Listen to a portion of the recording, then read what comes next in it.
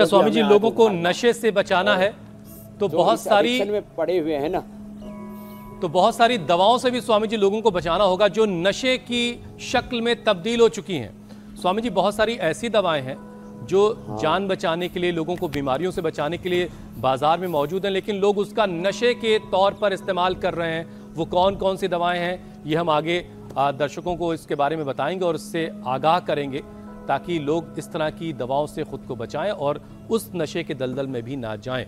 लेकिन स्वामी जी, स्मोकिंग की जो आदत है वो लिवर और आंखों के लिए भी खतरा बढ़ा रही है। तो एक बात जरा ये भी समझाई कि हमने सिगरेट, किसी ने सिगरेट पी तो वो आंखों को कैसे नुकसान पहुंचा रहा है, इन ऑर्गन्स पर कैसे असर डाल रहा है, और फिर लिवर और आंखों की रोशनी को कैसे बचाया। जो नशा है ना, वो फेफड़े से हमारे सर्कुलेटरी सिस्टम के माध्यम से 2400 किलोमीटर लंबा हमारा रेस्पिरेटरी है। वहाँ सब कार्बन और कार्बन के फिर सूक्ष्म कण और नशे के जो सूक्ष्म प्रभाव है, जैसे आपने कहा कि एक सिगरेट में और तम्बाकू में 600 प्रकार से ज़्यादा के जहर होते हैं, वो सब जो है ब्लड के माध्यम से हमारी आंखों तक पहुंचते हैं, हमारे ब्रेन तक पहुंचते हैं, हमारे हार्ट तक पहुंचते हैं, हमारे लिवर किडनी तक पहुंचते हैं, 37 ट्रिलियन सेल्स तक पहुंचते हैं। तो आंखों तक पहुंचते हैं, उसके लिए आईग्रिट वटी आईग्रिट ड्रॉप लें। महात्रिफ्लाग्रिट खाएँ, महात्रिफ्लाग्रिट आंखों में भी डालें। बड़ी उम्र में दृष्टि, फिर सौम्य और आईग्रिट ड्रॉप तो सबके लिए अच्छा है। आँख पर इसका बुरा असर होता है, आँखों को बचाएं इससे।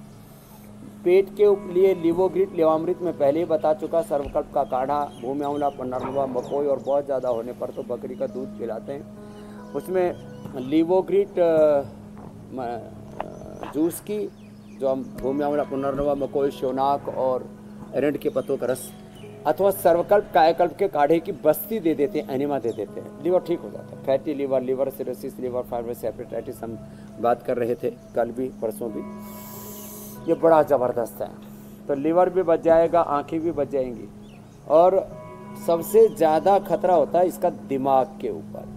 दिमाग पर तो नशा अंदर और दिमाग बाहर। सबसे बड़ा तत्व मनुष्य के पास मस्तिष्क है, मेधा है, प्रज्ञा है, बुद्धि है।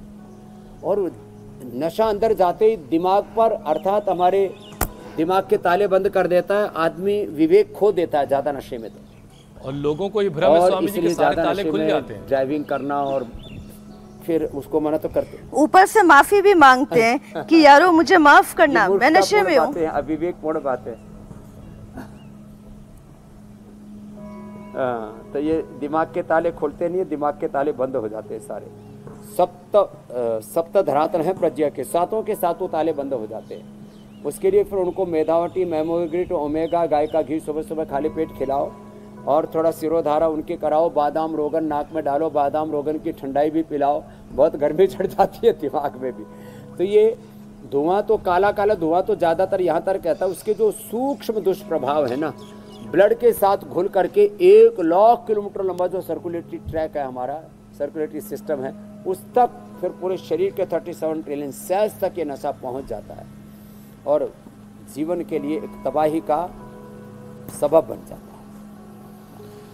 कुल मिलाकर स्वामी जी, ज़्यादातर लोगों को खबर है कि ये नशा कितना नुकसान कर रहा है, सिर्फ उनको नहीं उनके परिवार को भी नुकसान कर रहा है, बावजूद उसके लोग जो है उसी में उलझे हुए हैं। बहरहाल आज के कार्यक्रम के बाद लोगों में मुझे उम्मीद है काफ़ी अवेयरनेस बढ़ेगी और लोग नशे से बाहर खुद को निकालेंगे। स्वामी जी, देश में कुल कैंसर के मामलों में 27% जो मामले हैं वो तंबाकू से जुड़े हुए हैं, और टोबैको से जो सबसे कॉमन कैंसर होता है वो मुंह का कैंसर है और गले का कैंसर। तो क्या स्वामी जी कोई ऐसी तरकीब है कि जो लोग नशा कर रहे हैं वो इस तरह के कैंसर के जाल में ना फंसें? पहला रूल तो यही है कि नशा छोड़ दिया जाए, और जिनसे नहीं छूट पा रहा है वो कैंसर के जाल में ना जाए, इसके लिए क्या किया जा सकता है? काली मिर्च, लौंग, इलायची, दालचीनी और थोड़ी मात्रा में सुपारी भी ले सकते हैं, ज़्यादा सुपारी नहीं, और उसमें थोड़ा गुलकंद मिला करके और मुंह में पान के पत्ते में, अथवा पान का पत्ता अच्छा होता है मुख के लिए, लेकिन वो तम्बाकू खराब है, पान खराब नहीं है, पान तो भगवान को भी अर्पित करते हैं। तो अब देखो क्या करना, ये तो उससे डाइवर्ट करने के लिए, अपने चित्त को उससे हटाने के लिए बताया।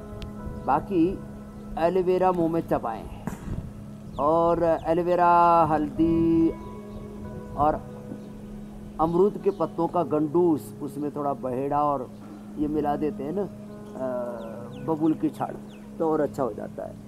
मुंह में कैंसर हो, गले में कैंसर हो और ये नीचे फेफड़ों तक आ जाता है, फिर धीरे धीरे खिसकता हुआ। कैंसर क्या है? Indiscipline growth of cells, indiscipline breaking of cells. मैं बोल रहा था ना, RNA, DNA, protein phosphorylation, apoptosis, और उससे ऑटोफेजी, माइटोफेजी गड़बड़ होकर के एनाबॉलिज्म, कैटाबॉलिज्म, मेटाबॉलिज्म, त्रिदोष गड़बड़ होकर के indiscipline breaking of cells, indeficient growth of cells, यही तो कैंसर है। और इसके लिए हम Cystogrit, diamond, Orogrit, curcumin, gold, ये 3 औषधियां विशेष रूप से प्रयोग करवाते हैं। तो सिस्टोग्रिट तो खाली पेट ले लें, कर्क्यूमिन, गोल्ड और जो है ओरोग्रिट ये खाने के बाद ले लें। थोड़े तकलीफ होने पर एक, बड़ी होने पर 2-2। और इसमें आंवला, एलोवेरा, गिलोय, तुलसी, नीम, हल्दी, वीटग्रास और थोड़ा गोधन अर्क, ये एंटी कैंसरस जूस पिलाते हैं। और उसको पूरा एल्कलाइन फूड देते हैं, लौकी के जूस से लेकर के बाकी साग सब्जियां और अंकुरित, ये सब एल्कलाइन फूड है, एल्कलाइन फूड देते हैं।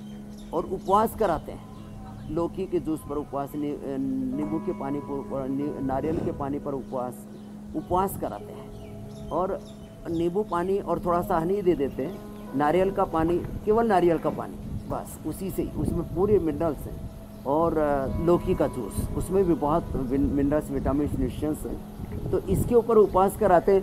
मैंने तो लोगों का 1, 2, 3 सप्ताह में 7, 14, 15, 7, 14 और 21 दिन में कैंसर तक मिटता देखा है। करना तो पड़ेगा। फिर प्राणायाम ज़्यादा करें, जो आसन कर सके। तो हम रोज़ ये पवन मुक्त आसन, ये मरकट आसन, और मोटे मोटे लोगों में भी ज़्यादा कैंसर होता है तो अर्धलासन, पादवृत्तासन, द्विचक्रिकासन, शीर्षासन, सर्वांगासन आदि कठिन। चलो बच्चों सब शीर्षासन करो, आधे बच्चे शीर्षासन करो एक तरफ सर्वांगासन करो। क्या ज़बरदस्त है। तो बचपन से शीर्षासन, सर्वांगासन, सूर्य नमस्कार करने की जिनको आदत पड़ गई, फिर जिंदगी में नशे की और वो मुड़ के देखेंगे ही नहीं उधर, उसके बारे में कोई सोचेंगे ही नहीं। करना तो बहुत दूर की बात है, उसके बारे में सोचेंगे ही नहीं। ठीक बात है स्वामी जी। मुसलमान भाई हमारे सुअर का मांस खाने के बारे में सोचते ही नहीं, जैसे हिंदू भाई गोमांस के बारे में सोचते ही नहीं। ऐसे नशा के बारे में कोई भी, अब जैसे हमारे मुसलमान भाई शराब नहीं पीते लेकिन तम्बाकू और बाकी ड्रग्स ले लेते। हिंदू भाई भी हमारे कुछ जो है दारू को बहुत बुरा मानते हैं, कुछ लोग तम्बाकू को। मैंने देखा कुछ लोग बोले हम दारू नहीं पियेंगे तो पाप है, हम हिंदू हैं, सनातनी हैं, रामकृष्ण के भक्त। मन का फिर बोले तम्बाकू तो चलेगा, ये तो जो है तांबुल तो भगवान को भी अर्पित करते हैं। अरे मैंने कहा बावड़े कौन से लोगों ने रास्ते ढूंढ रखे हैं अपने अपने हिसाब से। ये जो व्यक्ति तुष्टिकरण। अच्छा स्वामी जी देखिए, योग से अगर नशा छूट भी वालों जाए, ने भैरव देवता, भैरव तो महायोगी थे, उसको दारू और बहुत सारे लोगों ने नशा अपना छुड़ाया भी है योग के जरिए। लेकिन स्वामी जी नशा छूटने के बाद कुछ लोगों में नर्व्स कमज़ोर हो जाने की शिकायत है और बहुत सारे लोग अलग अलग तरह की कमज़ोरी की शिकायत कर रहे होते हैं, तो उनके लिए क्या उपाय है? उनके लिए उपाय है अश्वगंधारिष्ट, अश्वगंधा, अश्वशिला, और जब कंपन तक आ जाती है हाथों में, बैलेंस बिगड़ने लगता है, तो न्यूरोग्रिट और इम्यूनोग्रिट।